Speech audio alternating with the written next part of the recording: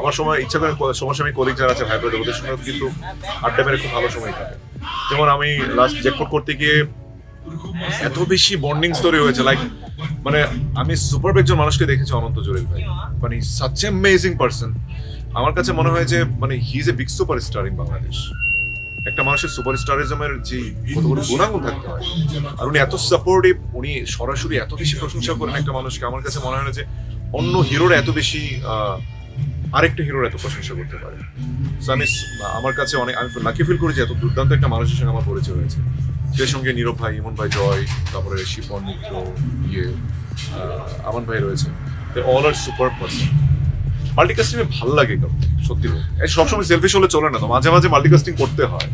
নিজের জায়গা থেকে সরে মাঝে মাঝে মাল্টিকাস্টিং করলে হয় কি, ইন্ডাস্ট্রির মানুষগুলো একত্র অনেকগুলো সিনেমার হিরোদেরকে দেখতে। আমার কথা হচ্ছে ভাই 10টা সিনেমা আমি করি না, এর মধ্যে একটা মাল্টিকাস্টিং করলে ক্ষতি করি। সিনেমাটা কেমন হয়েছে দর্শকের কাছে পৌঁছানো, তো আমাদের ম্যাক্সিমাম ক্ষেত্রে তো আসলে সিনেপ্লেক্স কেন্দ্রিক প্রচারণগুলো বেশি হয়। সিনেপ্লেক্সে এমনও হয় যে ভালো সিনেমা, খারাপ সিনেমা প্রথম 3 থেকে 4 দিন এমনিতেই হাউস পৌঁছায়।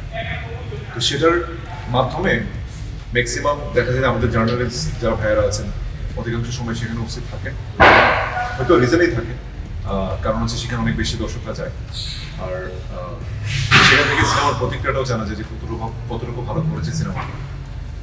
এখন সিনেপ্লেক্সের ক্ষেত্রে আমরা সিনেপ্লেক্স না পাওয়াতে আমাদের কিছুটা প্রবলেম আছে প্রচার, কারণ অধিকাংশ মানুষের কাছে সিনেমা পৌঁছতে গেলে সিনেমা হলের রিভিউটা অনেক বেশি ইম্পর্টেন্ট হয়। তারপরও আলহামদুলিল্লাহ যে প্রথম 3 to 4 ডেজের রিভিউ দেখার পরে প্রচুর পরিমাণ দর্শকের আগ্রহ তৈরি হয়েছে। বাংলাদেশের আনাচে কানাচে অসংখ্য দর্শক সিনেমাটা দেখার জন্য উদ্গ্রীব হয়ে বসে আছে। সেই জায়গা থেকে আমাদের প্রডিউসারের সঙ্গে আমার যোগাযোগ হয়েছে। উনি বলেছেন যে ঢাকার বাইরে যে কয়েকটি হল রয়েছে এবং ঢাকার অভ্যন্তরীণ যে কয়েকটি ভালো ভালো সিনেমা রয়েছে ইনক্লুডিং সিনেপ্লেক্স, তারা আগ্রহ প্রকাশ করেছেন আমাদের।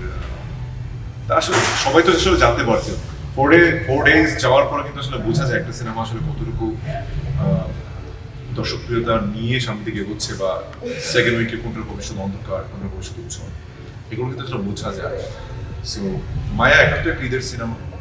মায়ার গান রিলিজ হওয়ার পর থেকে, ট্রেলার রিলিজ হওয়ার পর থেকে দর্শকদের মধ্যে একটা উন্মাদনা তৈরি হয়েছে। আমার কাছে মনে হয় যে প্রথম একটা অবশ্যই আপসেট ফিল করি যে সিনেপ্লেক্স কেন্দ্রিক হলগুলোতে আসলে না দিতে পারার কারণে অনেকে দেখতে পারেনি সিনেমাটা, কারণ ব্লকবাস্টারে এসে পুরো ঢাকা শহরে সবাই তো এসে দেখতে পাবে না।